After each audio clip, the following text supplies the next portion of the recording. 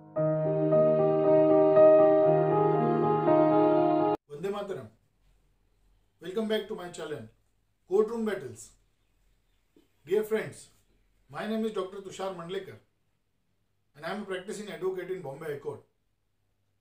I have created this channel for the benefit of young law students and young lawyers who have interest in law. Today we are going to discuss the most important provision, Section 438, Anticipatory Bail in Criminal Law. आप सभी मित्र जब अपनी वकालत शुरू करते हो और आपके पास कोई अक्यूज या क्रिमिनल आता है तो सबसे पहला काम आपको जो करना पड़ता है वो है उसको बचाना जेल से। उसकी जमानत कैसे हो, अक्यूज को जेल से कैसे छुड़ाया जाए, ये आपका पहला कर्तव्य होता है। अक्यूज के लोग, उसके परिवारगण सभी आपके ऑफिस में आते हैं और आपको बोलते हैं कि वकील साहब कृपया जमानत करा दीजिए। हमने पिछले वीडियो में देखा है कि रेगुलर बेल कैसे लेते हैं, cancellation of bail, default bail, regular bail, anticipatory bail, ये हर चीज हमने पिछले बार देखी हुई है।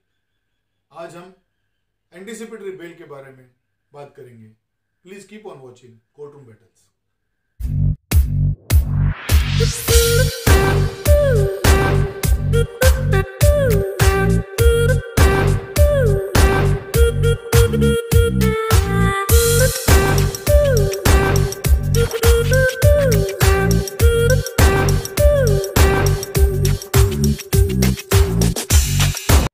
प्यारे मित्रों, एंटीसिपेटरी बेल का प्रोविजन सेक्शन 438 सीआरपीसी कोड में दिया हुआ है। कौन कर सकता है एंटीसिपेटरी बेल के लिए एप्लीकेशन, कौन सा कोर्ट दे सकता है, कब देना चाहिए, क्या एंटीसिपेटरी बेल मांगना या लेना आरोपी का या अभियुक्त का अधिकार है, ये सब सवालों के जवाब हम ढूंढेंगे। सेशंस कोर्ट या हाई कोर्ट दोनों को पावर दी हुई है सेक्शन 438 में गिरफ्तारी के पूर्व जमानत देने के लिए। कौन से ऑफेंस में ये बेल दी जाती है। मेरे मित्रों, एंटीसिपेटरी बेल के लिए आवेदन देने के लिए आपको ये देखना जरूरी है कि जो गुनाह किया हुआ है वो सीरियस नेचर का होना चाहिए, वो नॉन बेलेबल होना चाहिए, वो कॉग्निजेबल होना चाहिए। दूसरी बात, सेशंस कोर्ट और हाई कोर्ट दोनों को ये शक्तियों का प्रदान किया गया है। आप हाई कोर्ट में भी जा सकते हो या सेशंस कोर्ट में भी जा सकते हो।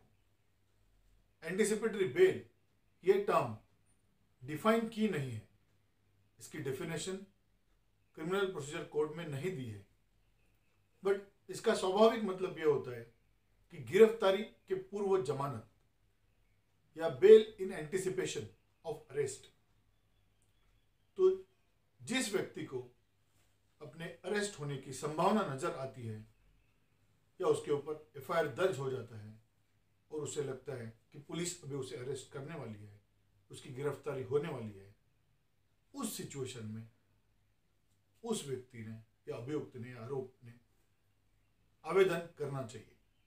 एंटीसिपेटरी बेल, सबसे पहले जान लीजिए कि अभियुक्त का या आरोपी का कोई अधिकार नहीं होता। ये कोर्ट को डिस्क्रिशनरी पावर दी है।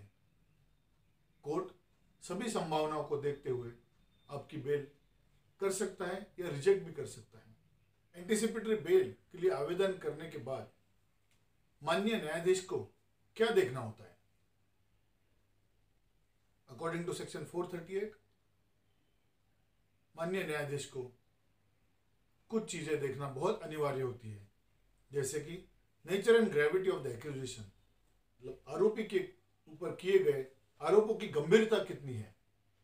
माननीय न्यायाधीश को देखना है कि प्राइमा फेसी ऑफेंस होता है कि नहीं और आरोप कितना संगीन है।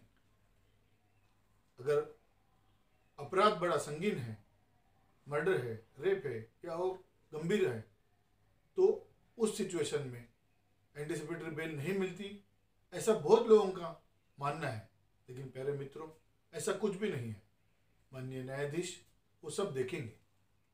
दूसरी बात देखना होते हैं एंटीसीडेंट्स ऑफ द एप्लीकेंट, मतलब जो आवेदन करता है उसकी पिछली हिस्ट्री क्या है, उसके एंटीसीडेंट्स क्या हैं, उन्होंने क्या पूर्व पहले कभी गुनाह किया है। अगर संगीन अपराधी है या बार बार अपराध करता है तो वो चीज़ भी माननीय न्यायाधीश साहब को देखना है।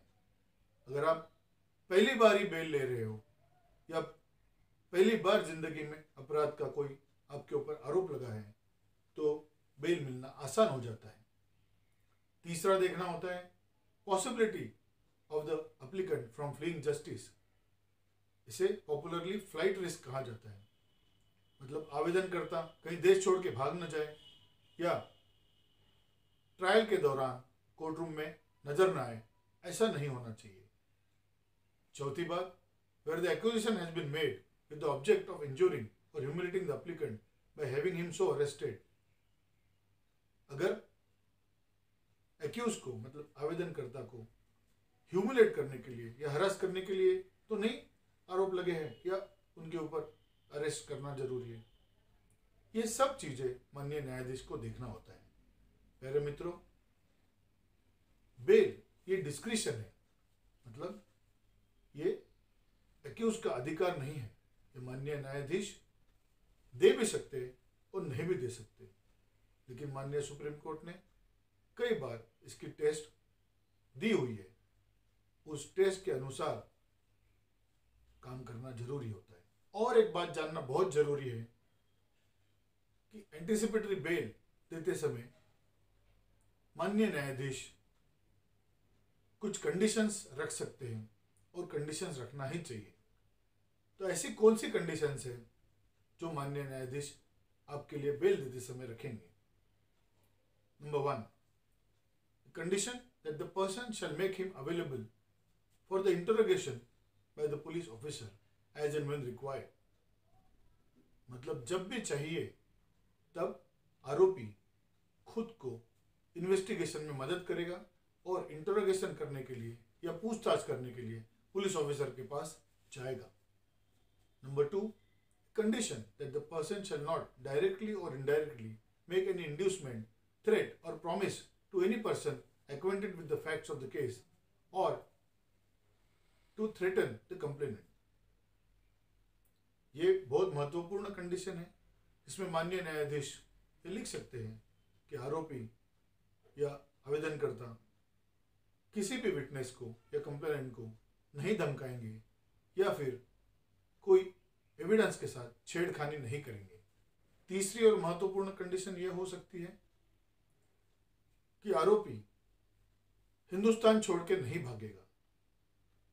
प्यारे मित्रों, अगर आप आवेदनकर्ता की तरफ से लड़ रहे हैं तो आपको ये तीनों बातें माननीय न्यायाधीश को हमेशा बतानी होगी कि हम हिंदुस्तान छोड़ के नहीं भागेंगे।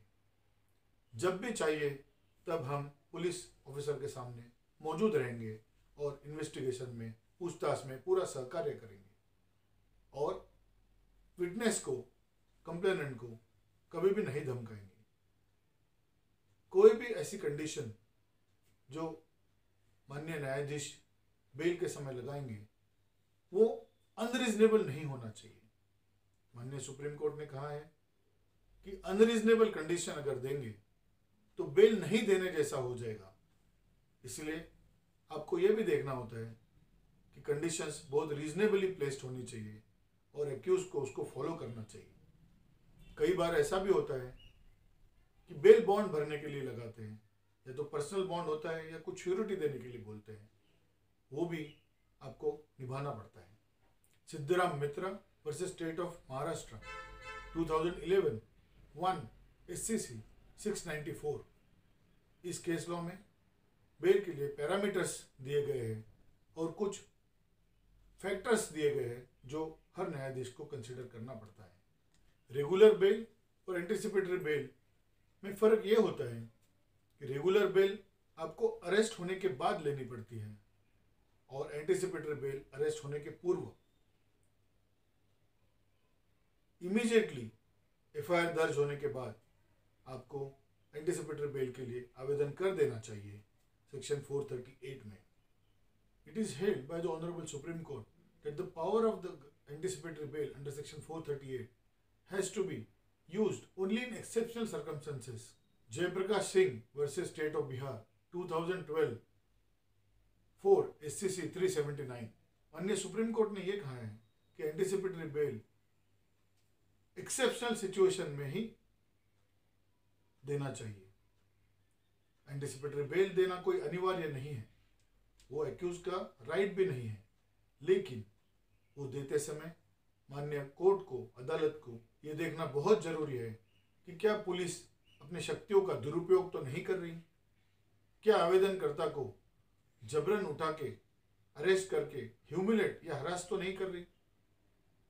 ये पुलिस के अधिकारों का और आवेदनकर्ता के अधिकारों का, दोनों का एक दूसरे के साथ कन्फ्लिक्ट है। माननीय न्यायाधीश को दोनों तरफ देखना है।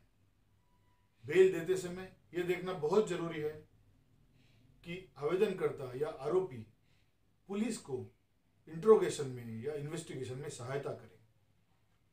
एफआईआर दर्ज होने के बाद पुलिस को इन्वेस्टिगेशन करने का पूरा अधिकार है मेरे मित्रों। इसलिए न्यायाधीश जब एंटीसिपेटरी बेल देते हैं तब उनको दोनों का राइट्स का ख्याल रखना बहुत जरूरी होता है। ऐसा ना हो कि पुलिस को कभी भी आरोपी इन्वेस्टिगेशन में मदद ना करे। इसलिए बहुत सारी कंडीशंस एंटीसिपेटरी बेल देते समय लगाई जाती है। Dataram Singh versus state of UP 2018 3 SCC 22। माननीय सुप्रीम कोर्ट ने इसमें कहा है कि माननीय न्यायाधीश को हमेशा जुडिशियस एंड ह्यूमन अप्रोच रखना चाहिए, मतलब एक मानवीय दृष्टिकोण रख के आरोपी के साथ व्यवहार होना चाहिए। It is no doubt true that the police has got powers to investigate, but at the same time, the freedom or the liberty of the accused or a citizen of this country should not be arbitrarily taken away in the name of the arrest. We have seen that Honorable Justice Krishna Iyer has repeatedly said that bail is the rule and jail is the exception. ये भी देखना जरूरी है कि हम bell किसको दे रहे हैं। एक हार्डन क्रिमिनल जो समाज के लिए खतरा बन जाता है, ऐसे व्यक्ति को बेल देना जरूरी नहीं समझते। रेप, मर्डर, डकैती, ऐसे अगर ऑफेंसेस बार बार उनके आरोपी के ऊपर रजिस्टर हो रहे हैं तो शायद कोर्ट इस सूरत में बेल ना दे, चाहे कितना भी गंभीर अपराध क्यों ना हो। एंटीसिपेटरी बेल के लिए आवेदन करना ये उसका अधिकार होता है। बेल देना या ना देना ये कोर्ट का अधिकार होता है।